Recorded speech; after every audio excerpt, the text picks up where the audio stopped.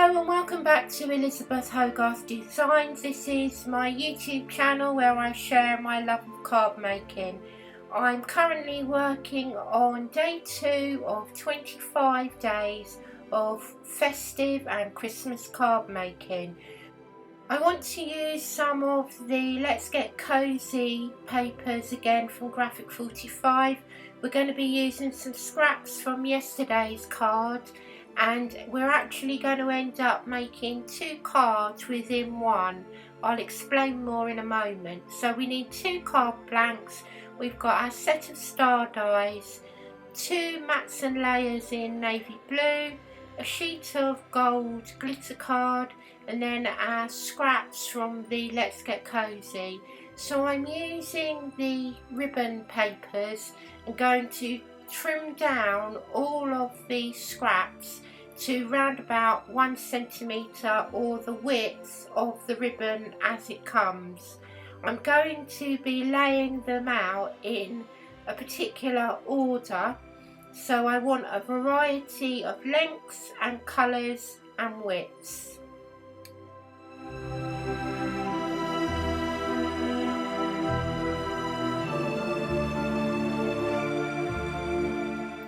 In my mind I was going to create a card with this blue paper. In hindsight I should have used a piece of scrap paper, so do as I say and not as I do. Use scrap paper for this particular layer because it's not going to be seen once you layer up all of these strips. I prefer using wet glue to lay the strips down. You can lay them out first, but I'm going to go for a range of colours and widths, and I'm going to lay them diagonally left to right along the blue mat.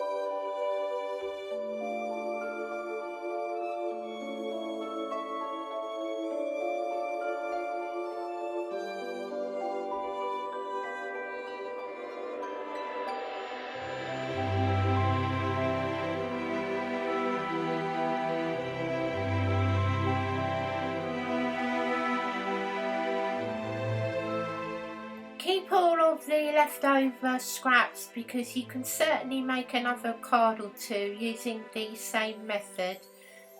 I use a guillotine or a trimmer to achieve a straight, neat look to the corners of the mat. You can of course use this card design if you choose, but I'm going to make 2 cards out of this piece of paper now by bringing in my smaller star dies. Think about the way that you lay the stars out at this stage, because the original piece is going to become a background and the stars themselves will form another pattern on a second card. You may want to use a variety of sizes, and once they're in place with some removable tape, die cut them as carefully as you can. You may need to go through 2 or 3 times because the card is thicker than normal. Then remove the die cut stars from the background paper, and to complete the look we're going to bring in some more glitter cards to lay on the back of this die cut background. I use wet glue again, and generally if I'm making a fancier card I would use some 3D foam tape on the back of the glitter card, but again because we're sending lots of cards in the post and we want to be aware of the postage costs, I'm going to stick to wet glue for both layers.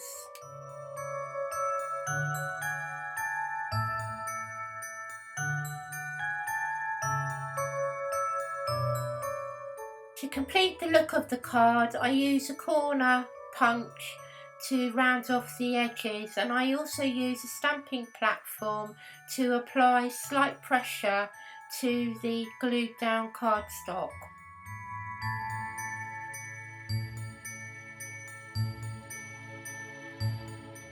Now we're going to move on to card number 2.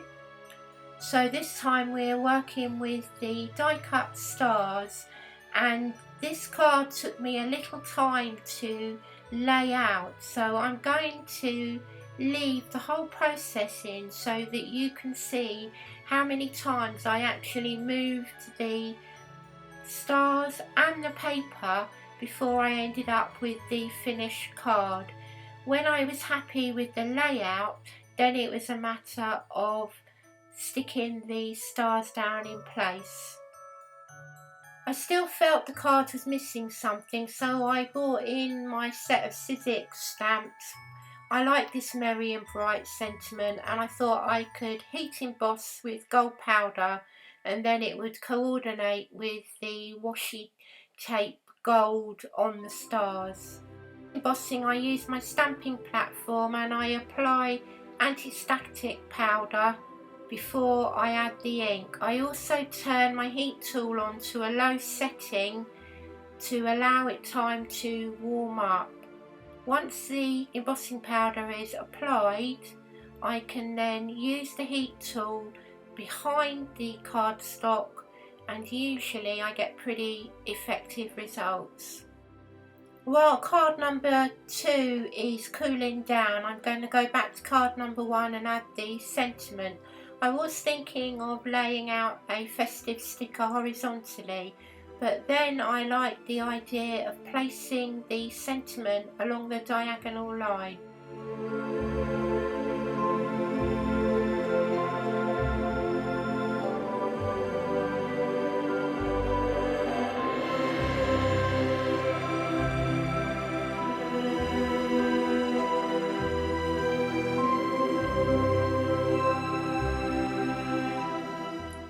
To card number 2, I'm going to round off the edges again, and then I'm applying the heat embossed piece of cardstock, and then again I lay out the stars just to make sure that I'm happy with their layout, stick them down, and then add some extra little red dots for that little festive element.